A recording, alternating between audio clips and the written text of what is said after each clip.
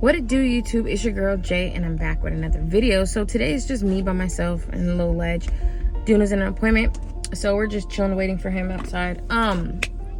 So if you guys don't know, we did start a podcast, a YouTube channel called Keeping It Real with Jay and Duna, but we're trying to really focus on our main channel right now at this moment. So yeah, I kind of wanted to do this topic of losing a child, and is it easy to move on from it? I get asked a lot, or people ask me like how many kids you have, and like I never know if I should just say 2, if I should say 3. But the few times that I have said I have 3 children, people have like asked me like, so wait, before we start, let me give you guys kind of a backstory on what I'm talking about, because if you don't know, then it makes it hard for you to understand what I'm talking about. So in 2020, I had a stillbirth. I was 28 weeks pregnant, and I ended up having a stillborn baby. If you don't know what that means, it's basically your baby dies inside of you, and at 7 months, 28 weeks, almost 8, at 7 months, my baby passed away inside of me, and I had to have her naturally. By far, I think that has been one of the hardest and toughest things that I've had to deal with. I don't know, I wouldn't say that the pain goes away. I wouldn't say that it gets easier. It gets easier for the days, but it doesn't get easier to think about like what happened. So just to give you guys a quick little backstory, I was 28 weeks. I went to the doctor because first day I went to the doctor because I was like having kind of cramping feeling. Went to the doctor, I was monitored for like 6 hours. They were like, you're fine, sent me home, cool. I got ultrasounds done, I got tests ran on me, there's no problem. So then a couple days later, I started having just like the worst type of pain possible. A lot of cramping, just very uncomfortable. Stomach was like getting rock hard. I didn't really know what was going on, so Duna was like, just go to the hospital. So I'm like, okay, cool. Go to the hospital, and I just remember them telling me like, oh, well, I had 2 nurses. The first nurse was trying to find our daughter's heartbeat, which her name was Mary. Trying to find her heartbeat, couldn't find her heartbeat. Tried for a good like 10 minutes. 5 minutes for the first doctor, and she was like, yeah, I'm having a hard time. Let me go find another doctor. Finds another nurse. The nurse is looking, and she's not able to locate the heartbeat as well. So at this point, I'm just over here like, okay, like keep trying, you know what I mean? Because every ultrasound that I went to, it was always like that. Like it was kind of hard to find her heartbeat. So I wasn't really thinking anything of it.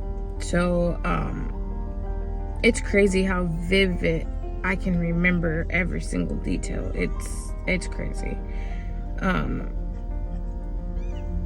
And being how traumatic it was, there's like some things that I just blocked out of my head because I don't want to remember it, just because how bad it hurt. But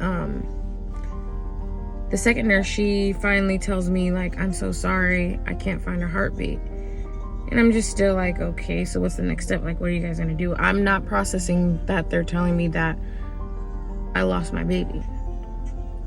So she walks out the room. She's like, I'll be right back. And as soon as she walks out the room, I just feel this gush, and I'm just like, what is this? Pull back the covers, and I have blood everywhere. I start freaking out because now it's starting to make sense. Everything that she's telling me is making sense at this point. So I start crying and just realizing like it's over. And it hurt because this precious innocent child I couldn't protect, or I couldn't get the correct help for my child. And it made it really hard for me, to be honest. But I cried and cried and cried and cried, and it just seemed unreal. Like, stuff like this happens in movies and stuff like that. I never knew what a stillbirth was. I never even fathomed the feeling of losing a child, something that's yours, something that a mother's bond is definitely different than anything that I can ever explain. And I actually know like how it feels, what it means. So they tell me that basically my child's dead, and that the day that I had come into the hospital, which was 2 days before this, they had found a small blood clot on my placenta called a venous lake, and it had ruptured and basically caused all the damage. And so I'm not sure from what day to what date did it all transpire, but this blood clot on my placenta was the reason why I lost my child. The hardest part of the whole thing was my actual OBGYN was pregnant as well, and I think she was like 4 weeks further than I was. And looking at her being pregnant made me feel some type of way, because I just felt, being a young black woman, like my treatment and my care wasn't reciprocated as how you would do yourself. Or if you felt like there was a problem, you would make sure all the needs and everything was met to make sure that something like this wouldn't happen. I can't fault anybody, you know, but it was very unfortunate, and I wish things were different. So they gave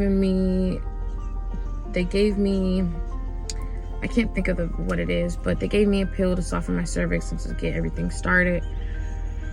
And within, I want to say like 4 hours, I had my daughter.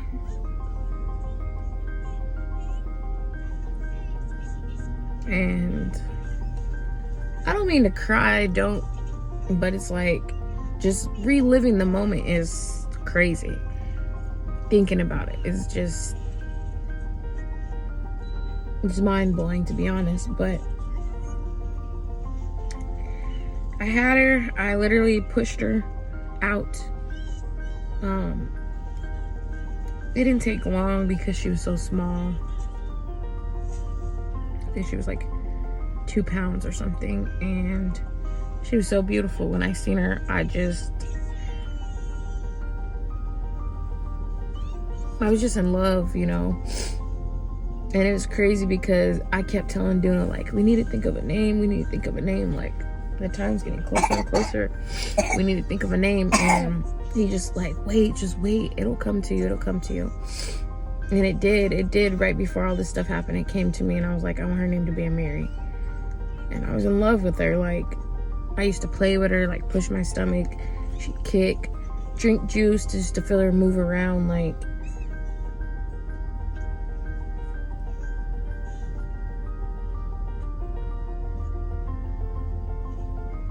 I would never wish this on anybody, because deep down I feel like this still affects me. And I went for a long time with like drinking to kind of numb my feelings about the situation, and you know, just to forget about it and move on from it. And Mom? Yes, baby?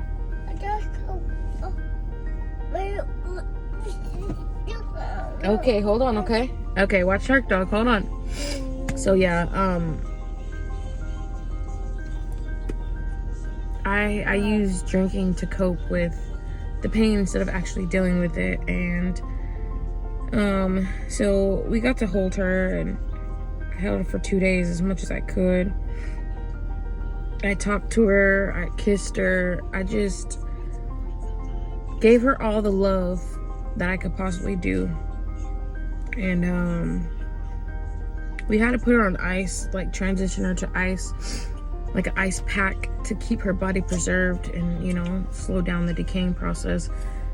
And then they had to do an autopsy and stuff to try to figure out what the problem was and if anybody's at fault. I let Duna deal with all that stuff. I was too weak to try to deal with that. It took me 2 to 3 weeks to even like want to come out the house. I just sat in the house and cried. And like, I just remember when I did get out the hospital and I did like go out in public, I would just look at people and see them smile and laugh and be happy. And I just couldn't cope with why they were going about their lives and why they were so happy when that traumatic situation just happened to me. And I just couldn't deal with it. So I just trapped myself in the house. And it was hard. Thank God I had people to be there by my side through the process. Thankful for Duna. And sure enough, within 2 months, 3 months, I ended up getting pregnant with Legend. And he's my rainbow baby. But it was the most scariest feeling, thought like it could happen again, you know. It was a 0.1% chance of happening stillbirths. Yeah, baby, of stillbirths happening, and that 0.1% happened to be me. So it took a toll on me. I mean, it still does now. Like, after I had Legend, looking at him and, you know, experiencing him, like, I drank because I'm like, right now I'm supposed to have 3 kids and I have 2. Right now I'm supposed to have 2 girls and a boy, and I have a boy and a girl, you know. And it's hard. I have dreams about her.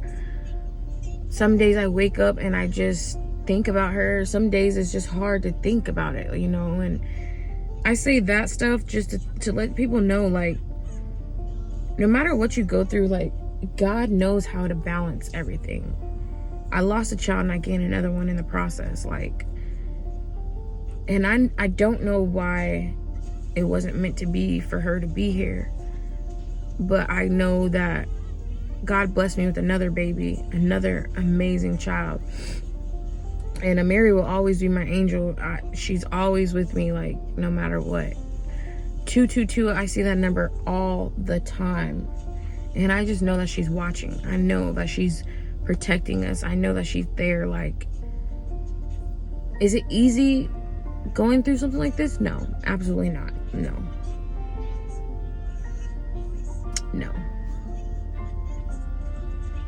I wouldn't wish nothing like this on an enemy. I would not. Like, I see why some people mentally go crazy, because it's not for the weak. Let's just put it that way.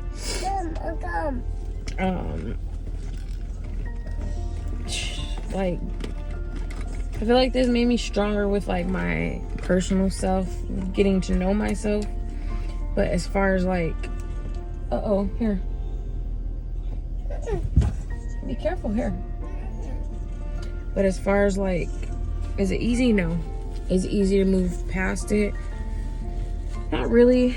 But having another child right after that happened kind of helped with, you know, like, keeping me preoccupied to not think about it so much. But some days when I'm going through a lot, or just looking back at all the life things that I've encountered, it tops everything, I feel like, and it just makes me sad. It makes me hurt. Mama, gum. I don't have no gum. We'll go get some, okay? Okay. You gotta wait. But I don't know. Some people hit me up and be like, oh, I can relate, and I've had a miscarriage, and I'm like, I don't discredit you having feelings about something of the sort of losing a child, but it's definitely not the same of actually holding your child, holding your 7-month-old baby in your arms, smelling her hair, looking at her, feeling her skin. You know, like, it's nothing like that at all. Like, it's definitely different. But like I said, I don't discredit anybody else's feelings about losing a child in general. It's all hurts. But no, it doesn't get easy. I feel like it gets, the only thing that happens is time gets further apart. It gets further from the situation, but it never gets easy. Like I it's hard for me to talk about her because I get emotional. I don't hate to bring it up or talk to people because I didn't know what a stillbirth was until it happened to me. And I know some people don't know what that is. And I know some people are very genuinely... Okay, let's go to the store and get some. Sit back so I can get some. I know some people are genuinely curious of what happened, you know, and I'm not opposed to talking to anybody about the situation, but I just want to get on here and talk about this topic because I do still get asked this quite a bit, and I just want to be transparent with you guys because it's never easy going through something like this, but here we are. I'm maintaining, I'm managing. So yeah, you guys, I just wanted to come on here and be transparent and let you guys know. So if you guys want anything specifically talked about, if you guys want to come on our channel and talk about anything, let us know, hit us up and get on the channel and whatever. We'll put some videos out together and, you know, just experience, argue, talk, debate, whatever.